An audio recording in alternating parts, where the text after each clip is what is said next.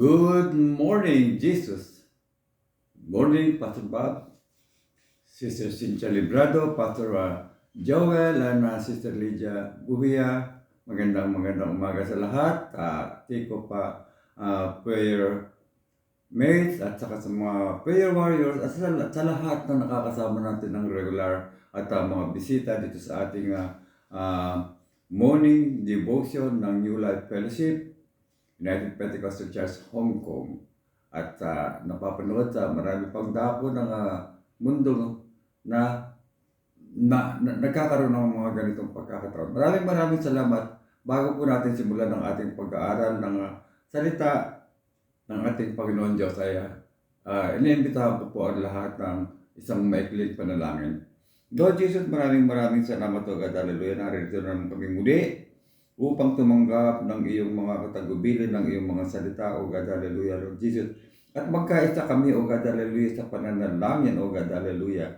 At madagdagan din naman ang aming mga pananampalataya, ang aming kaalaman sa iyong mga katotohanan. Ito ay magamit namin sa aming mga paglilingkod sa iyo sa loob ng iyong banal na iglesia. All glory, honor, and praise belong unto you, Jesus Christ of Nazareth, our Lord, our God. Amen, amen, and amen. Praise God. So, sa pagsisimula po ng ating gawain sa umagang ito, nais kong ipaabot sa inyo ng ating subject sa araw na ito ay tungkol sa evangelism, sa paghahayo ng pamamahagi ng salita ng ating Panginoon Diyos.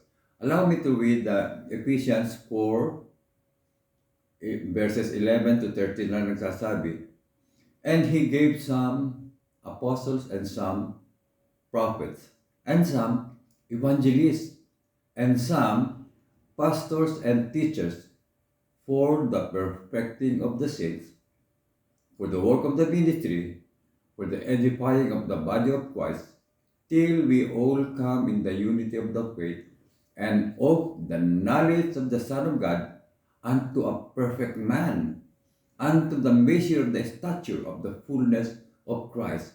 Praise God. So, napakalinaw na ito ng ibinigay ng ating sinasabi ng ating sa banal na aklat ng mga tungkulin na ito na ibinigay.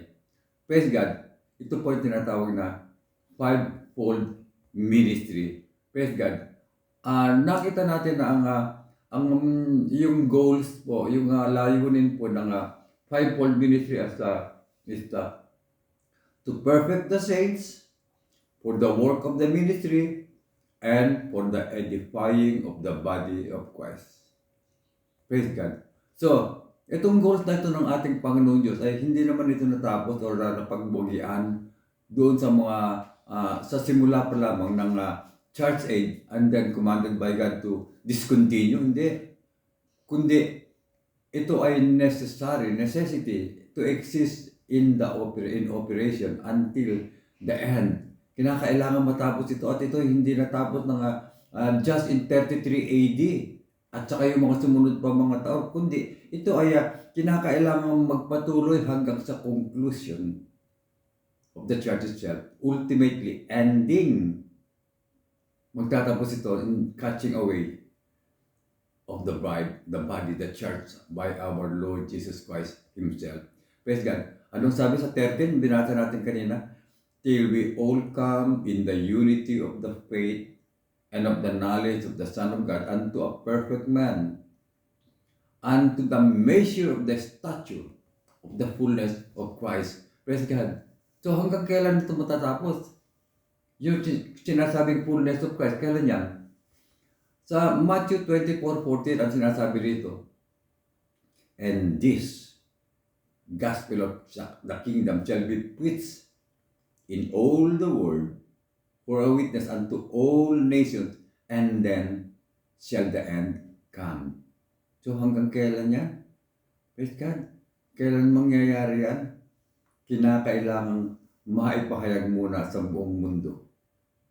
Lahat ng nilikha ng ating Panginoon Diyos na sa buong sangkatauhan at saka pa lamang darating yung katapusan. Kinakailangan ipangaral natin ito kagaya ng sinasabi ni Apostle Paul sa Romans 1:16. For I am not ashamed of the gospel of Christ. Bakit? For it is the power of God unto salvation to everyone that believeth. Praise God. Ang mahalaga dun ay naparating natin sa kanila, no? Dahil ito yung kapangyarihan ng ating Panginoon Diyos para sa kaligtasan sa lahat ng maniniwala at sumasampalataya. Praise God. Ang gospel mo mga kapatid ay message. No? It's the message that Jesus said, ang ating Panginoong Kristo ay nagliligtas. Pero ito po yung mensahe that salvation is for the whosoever will. Ang ibig sabihin po ng whosoever will, no? Yun pong naniniwala, yung sumasampalataya, yan ang pipiliin niya. Praise God. Whosoever will, gaya ng sinasabi sa Revelation 22:17, no? Whosoever will. Let him take the water of life freely. Praise God. Now, tingnan lang natin yung isang bahagi ng fivefold ministry. Mag-concentrate tayo. Gaya ng pamagat ng ating lesson sa araw na ito, yung evangelism. So, pag-aralan natin yung office of evangelism. Ito po yung gathering for that government which is in the middle of the fivefold ministry. Evangelism, mga kapatid, may be summarily called or defined as winning souls for Jesus. Pero merong warning, merong paalaala, merong tagubilin. Si Apostle Paul sa kanyang spiritual son na siya Timothy, sa 2 Timothy 4:5, ano sabi? But watch thou in all things, endure afflictions. Praise God. Do the work of an evangelist, make full proof of thy ministry. Praise God. Basahin po natin yung 1-5 ng 2 Timothy. Praise God. Yung andyan yung admonition, yung definite instructions at saka precaution ni Apostle Paul. Now, alam natin mga kapatid na yung Great Commission ay merong 5 command. Go, preach, teach, baptize in the name, and observe all things. Kinakailangan, no?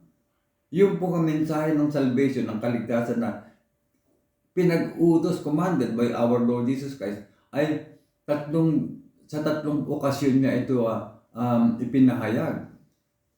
Sa Jerusalem, sa Galilee, at saka sa Mount of Olives. 3 beses niya na pinagtagubilinan sa kanyang mga tawag dito, disciples. Praise God. Now, mga kapatid, ang motibo po ng isang soul winner must be pure. Ano ang sabi sa 1 Timothy?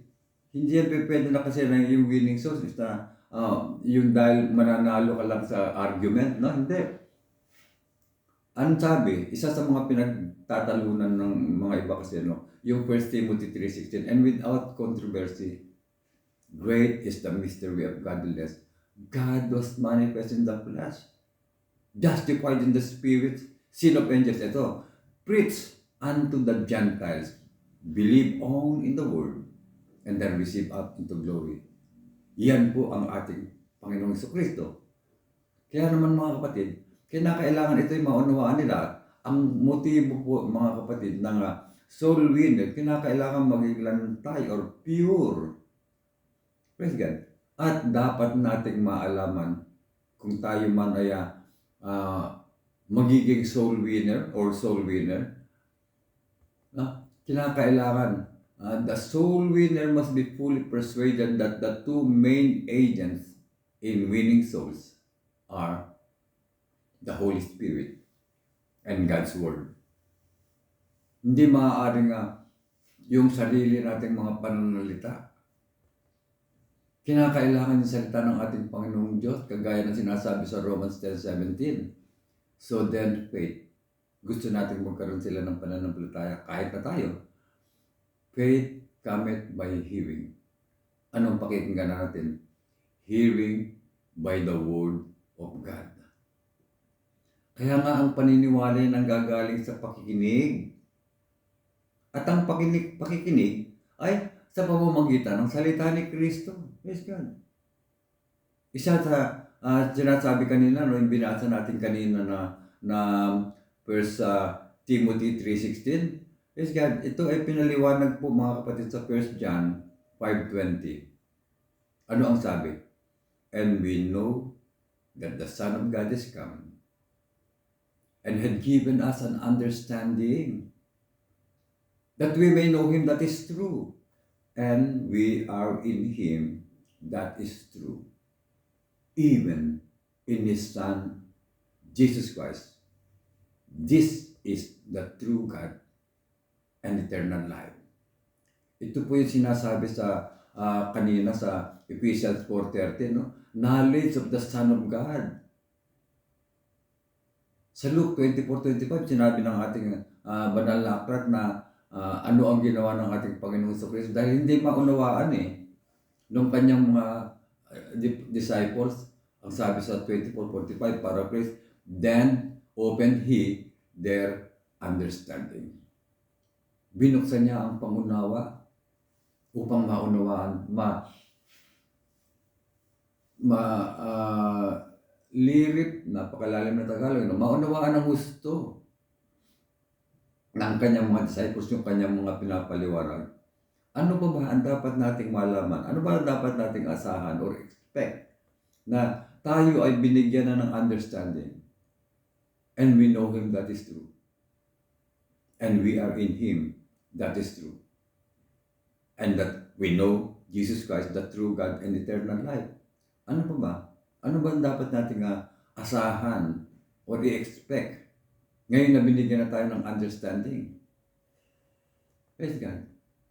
Sa Daniel 11:32 ang sabi para praise, but the people that do know their God shall be strong and do exploits. Praise God. Ang sabi sa Tagalog, ngunit ang bayan na nakakakilala ng kanilang Diyos ay magiging matibay at gagawa ng kabayanihan.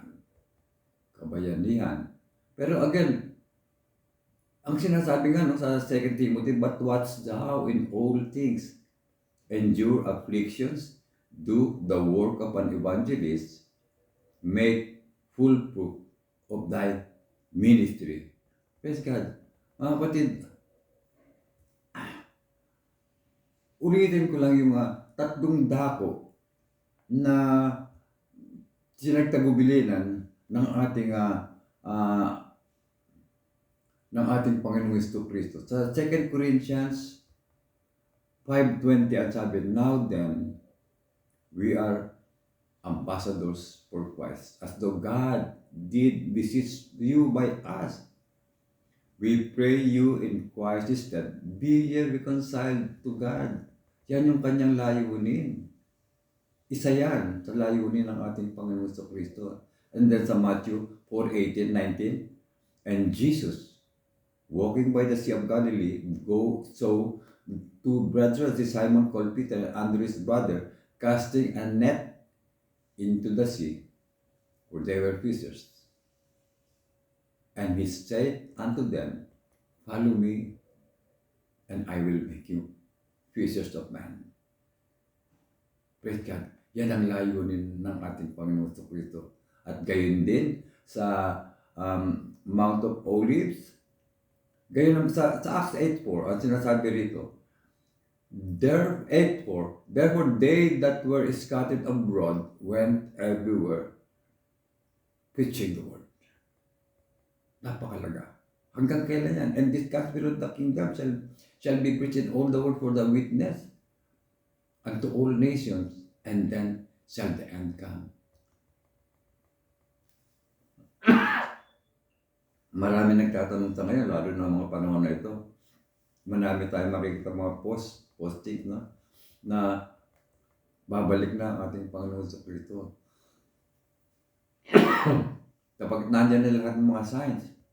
Pero, dapat munang matupad ang tungkulin ng bawat isa sa atin bilang mga evangelist, na maihayag sa lahat ng nilalang ang salita ng ating Panginoon Diyos, ang gospel, the gospel of the kingdom, the gospel of Christ. For it is the power of God unto salvation. Praise God. Hallelujah. Mga kapatid, in conclusion, my dearly beloved brothers and sisters in Christ, remember, we are co-workers of Christ. His ambassadors, soldiers of our Commander-in-Chief, part of His body, bawat isa sa atin, the church. Therefore, mga kapatid, we must give and do our share to win souls for Him. Do the work of an evangelist. Isa sa napakagandang quotation na nabasa ko po, mga kapatid, and I would like to share it with you. Sinasabi po na a great commitment to the great commandment and the great commission will make you a great Christian. Napakagandang mensahe rin naman ito, mga kapatid, para sa bawat isa sa atin, na yung commitment natin, huwag natin sayangin, no? Maging committed tayo sa Great Commandment and Great Commission upang kung inaasam natin na tayo maging isang dakilang Kristiyano, gawin natin yung ating tungkulin. Do the work of an evangelist, but must do in all things. Lahat ng mga bagay ay sa pamamagitan ng salita ng ating Panginoong Diyos at sa Kanyang Espiritu na kinakailangan lagi natin makasama. Maraming salamat, mga kapatid, at minsan pa ay binabati ko ang bawat isa sa isang magandang umaga at kung saan man dapat tayo naroon na ibang time zone. A blessed day to each and everyone. Maraming salamat, Pastor Bobby, Sister Cynthia Librado, at sa lahat ng Tico, the Night of Praise, prayer team. Maraming salamat at panalangin natin sa ating Panginoon Diyos na binigyan tayo ng ganitong muling pagkakataon. Lord Jesus, maraming salamat, O God, hallelujah, sapagkat hindi mo kami hinayaan na magutom, O God, hallelujah, sapagkat tuwing umaga ay binubusog mo kami ng iyong mga salita na siyang pagkain ng aming kaluluwa. Lord Jesus Christ, hallelujah, Lord Jesus, tulungan mo bawat sa amin na maunawaan namin ang lubusan ng iyong mga katotohanan, O God, hallelujah, sapagkat ito ang siyang ilaw sa aming paanan at liwanag sa aming mga paglalakbay, O God, hallelujah, hanggang makarating kami sa kasadalan ng aming mga pananampalataya, hallelujah, hanggang dyan sa iyong kaitaasan. Thank you so much, Lord Jesus. All glory, honor, and praise belongs unto you. Amen, amen, amen. Jesus Christ of Nazareth, our great God and Savior. Amen. Once again, maraming salamat po, and God bless everyone.